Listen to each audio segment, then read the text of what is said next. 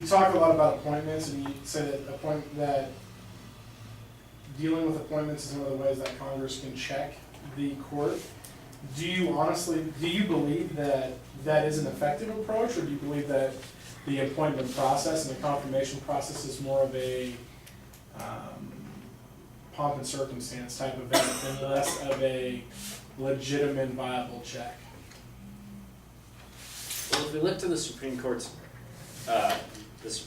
attempted Justice Robert Bork, who was an extremely conservative member, who the nomination process and his confirmation was unsuccessful because they looked into his background and they saw all of the things that he had already said and how politically active he already was, and they determined that he would not be a good Supreme Court justice. So it did have some sway in preventing bad candidates from becoming justices.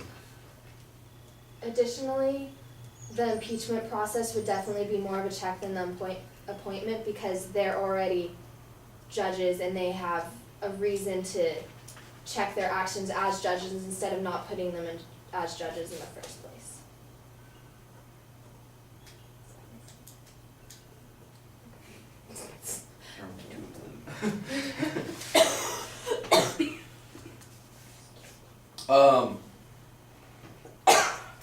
How can a court's decision be changed?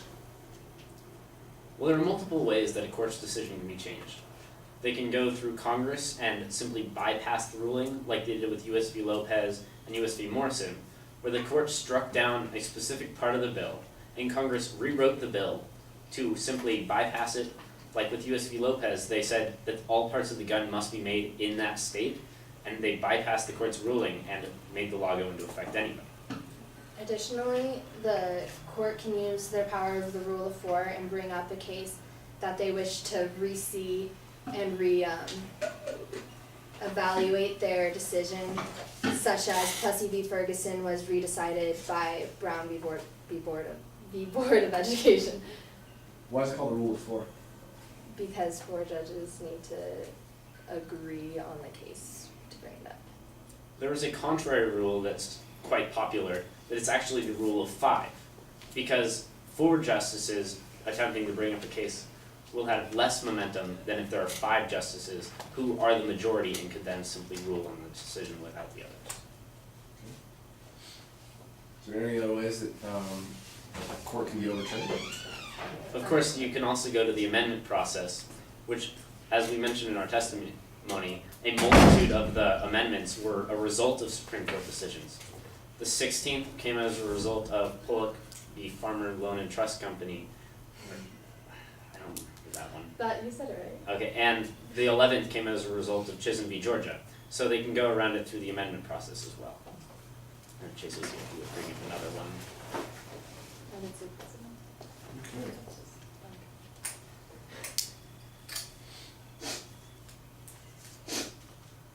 It's been said that the Supreme Court is truly the protector of the people. Can you explain how a body that isn't actually elected can ultimately have the people's best interest in its hand? Well, by their not being elected, they aren't involved with the politics and the campaigning to gain the people's support through basically saying what the people want to hear. So by being appointed by the people that the people elect would make them more representatives of the people, because they're separate from the actual politics of government, and they check the politics and legislation that others do. However, they have no enforcement of their decisions. So even if they are trying to protect the people, if Congress or the president feel that their decision is not beneficial to the people, they simply won't enforce it. So while they may be a powerful force, there's no actual momentum behind them. I'm curious, since we're here in Washington, D.C., and you guys are from the state of Nevada, do you know how the Nevada Supreme Court operates? Could you maybe enlighten me and fill me in on how Nevada's Supreme Court system operates and works? There's one epically key difference. There's one difference that's so important. That's what he's getting at. Don't they have a term or sometimes. Yeah, and if you have a term, what does that mean? If they don't serve on good behavior. Well, they don't just serve for perpetuity, but what else? How do they get to become a Supreme Court justice? Voting?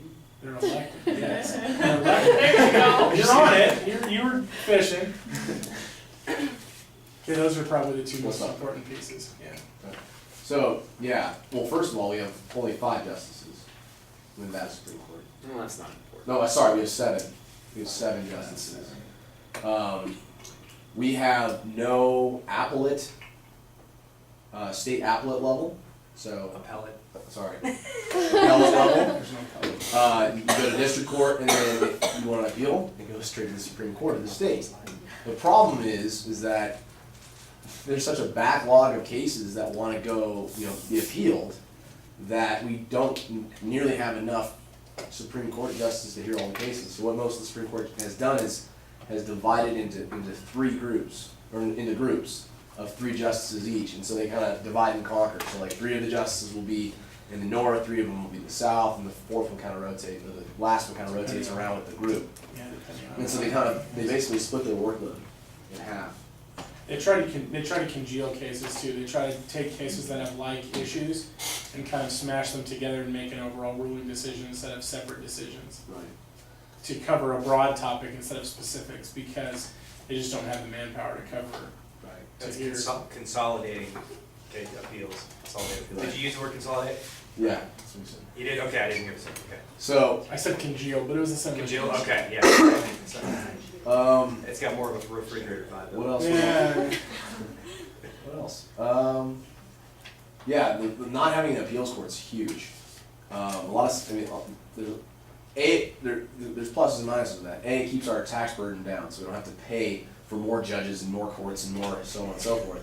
But B, it really kind of puts a hindrance on legal system and wanting an appeal. It also does a good job of filtering now because Yeah, even though the appeals stack up, I mean the court chooses just like the Supreme Court cases did don't right really here. matter. So you can appeal all damn day, but at the end of the day, they may say no. Can I give the negatives real quick? Yeah, There's virtually no case law in Nevada on anything that's true. because there's one Supreme Court and there's a limited number of cases, and so we don't have appellate courts that we can cite to. So So you're just basically citing district court basically, we're decisions. looking at California and Arizona to guess. We're not even looking at district court decisions? District court decisions have no precedent. They're all over the place anyway? Yeah, exactly. And they're not cases of record, so. How long's the term limit? It's 6 years. Isn't it 6? Yeah, I guess. I think it's 6 years. And then they have to run for re-election, which is so Yes. weird. And let me just point this out. If you They- want to know exactly how that works, go see Mrs. Johnson, the PE teacher, because your dad is the Supreme Court justice. He's the chief justice. He's the chief No big justice deal. of the Supreme Court. Also, Which you can run for. actually no, Pinkering's the chief justice, I'm sorry. But he was. He He was the was. Supreme And Justice. she was unified judge. By the way, Pinkering and Hardesty were both in our high grads. No big deal. Just throw that out there. But you can run for that job. So you actually run to be, much like, Well, you get appointed first, I think, and then you have to keep running for re-election. yeah, but you can actually campaign as the Chief Justice of the Supreme Court. Oh, right, yeah. Much like, which is interesting because, who's the Chief Justice of the U.S. Supreme Court? Roberts. Roberts. Was appointed to fill that spot. So he wasn't appointed to be a justice, and then whoever the senior justice was became the Chief Justice. He was appointed to be the Chief Justice, Rehnquist which retired. is which is kind of unprecedented because you usually don't appoint someone to take the top job. Brand new guy, all of a Yeah. sudden he's not the boss. Well, and he's young too. He's one of the youngest Chief Justices ever. 40 something. Yeah, because he's in his 40s. So And that's obviously done on purpose, very political, right? Because he'll be chief justice for another 50 yeah, years. that's how you lock up the top spot, right? You want a conservative to be on the court and be in a power position. That's how you do it. Yeah. All right. Testimony stuff. Let's see. The testimony says the last attempt was in 209 years ago in 1804 when Congress successfully impeached Samuel Chase. Did they impeach him or not impeach him? We said, it said unsuccessful. Unsuccessfully impeached Samuel Chase. Did they impeach him or not impeach him? they impeached him, they didn't follow through with removing him from office. Then you need to change your wordage on that, because you're making it sound like you're making a classic mistake about impeachment means removing from office, which it doesn't, which you guys know. Does that make sense? Successfully impeached Channel 2. Well, either they impeached him and called trial, which is what happens, and then not removing him from office, or they didn't even impeach him at all. Make sense? Yeah. Alright, so clean that That's the wordage. process is impeachment.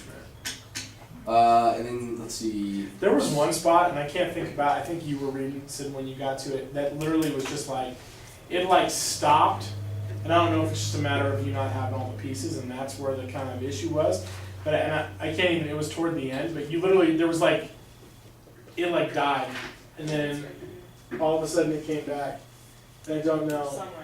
Yeah, it's somewhere on the last page, and I to tell you where, I don't know, but I just was listening, and like intently listening to what you're saying, and it was just, and then you kind of tried to pick it back up, and it totally threw me off for whatever came after it.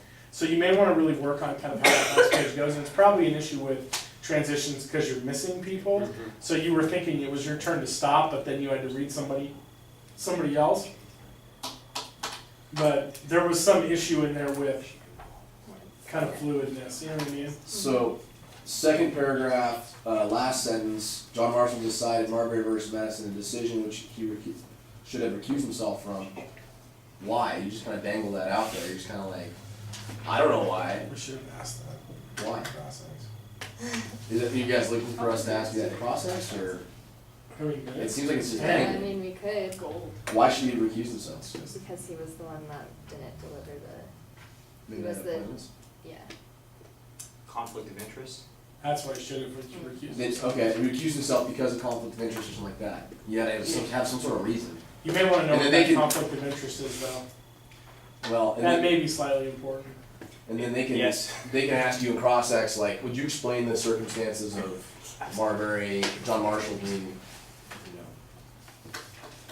should have been recused from that? Okay?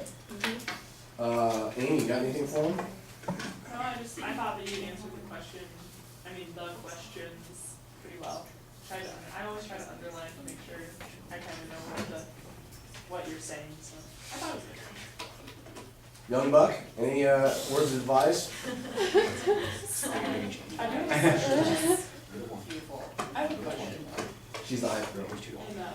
In Iowa this year, we got to vote on whether certain judges stayed in their position of, like, they were on the ballot. Were they Is that changing normal? the constitution, were they changing the See, constitution? That's the Missouri they were plan, upset, right? they were upset because, they upheld that